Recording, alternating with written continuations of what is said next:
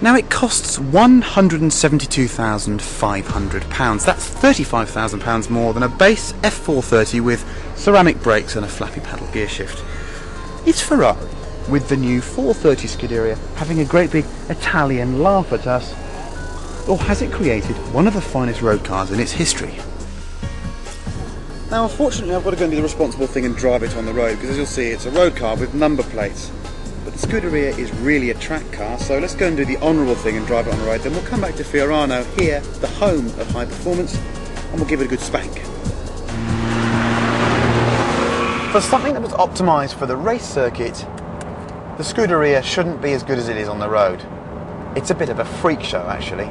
It's comfortable, it's not too noisy, enjoyably noisy, and the transmission, that's the key to it, the transmission. Gone are the days when Ferrari F1 gearboxes felt like they were going to snap your neck. This is exceptional. It's not quite as smooth shifting as a DSG, but it's not far off. And these 60 millisecond shifts, think about that, 60 millisecond shifts that are actually as fast as the Formula 1 car that Ferrari were making 3 years ago, are just exceptional. It's like having a dog box. You just pull the lever and it engages almost instantaneously. It means the car is incredibly easy to drive. You just mooch along. To me, it feels no more compromised than an F430, the standard car. It's a bit pokier, and it doesn't feel night and day faster, but you are aware of the fact there's less inertia and it's more immediate. Predictably, they've tuned the engine for a bit more power and torque, but rather than go for a big headline power figure increase, we're looking at 20 horsepower, nothing more than that, and actually only about 3 or 4 foot-pounds of torque. It's where the torque is produced that's interesting. This has got a much flatter torque curve. So from below 3,000 RPM, the Scuderia pulls much stronger than the F430. You wouldn't expect that, would you? You'd expect this to be more fraught, more frenetic, to be wanting to rev the whole way out. Of course, it does rev fantastically well. Anything beyond 6,000 RPM and it's just zapped straight into the limiter. Incredibly exciting, although it's so fast in a straight line, you just can't use it on the open road the way you'd want to. Anyhow, we'll have the chance to do that at Fiorano.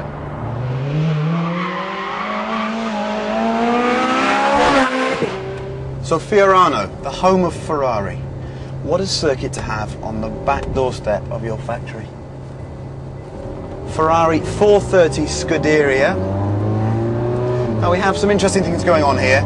On the road, the magneto function doesn't mean much, but here, magneto means a little red jelly baby type thing that allows people like me to do skids in £170,000 Ferraris. So, let's see where we are with it. Right. The gearbox is a masterpiece. We're talking about shifts that are nearly as quick as in a DSG box, probably as quick, but they give you that delicious little nudge in the back. Gone are the days when these Ferrari F1 gearboxes were really harsh and too extreme. 60 milliseconds, think about that for a second, 60 milliseconds, that's unbelievable.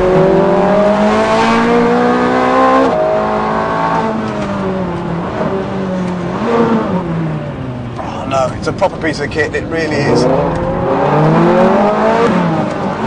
So, over the start-finish straight, let's just talk through one lap. Grab a bit of curb here.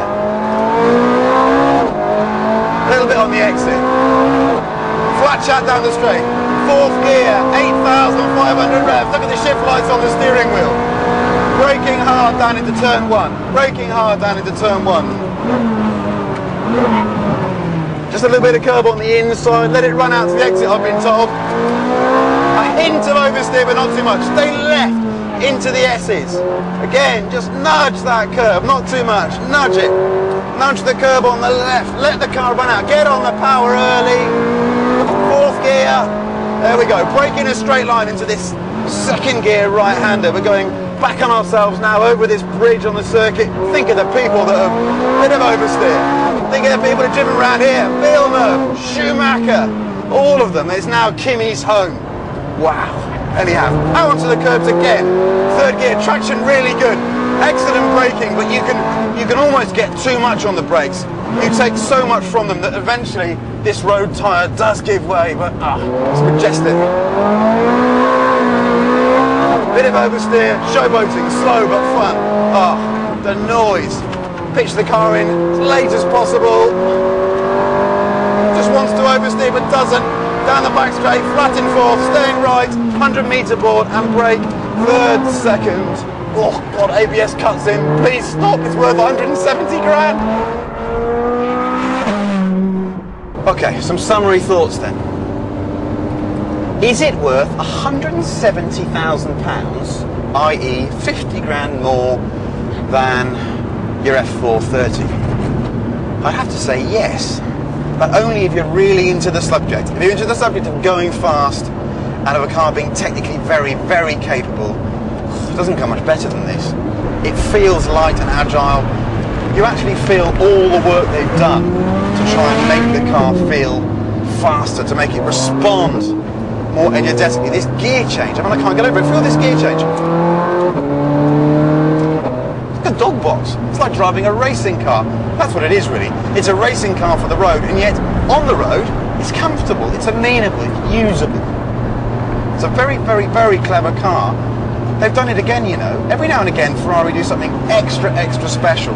Now, the outside world seems to think it's the 599. Now, that's a really impressive vehicle, but I just think this is something extremely special. I think people are going to be guffawing over this for many, many years to come, like the way they are the Challenge Trully these days. No, oh, what a piece of magic. What a circuit.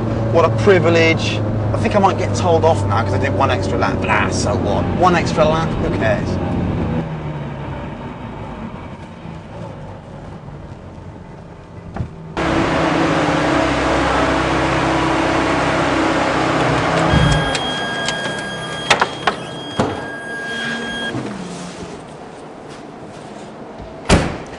Well, I don't know how it's possible that a car based on the humble F430 could be worth almost twice as much as the 911 GT3, but in some ways it really is. It's that special. It's a true successor to the Challenge Trully, even more special. Spectacular transmission, clever marriage of so many different electronic systems in the differential and the traction control.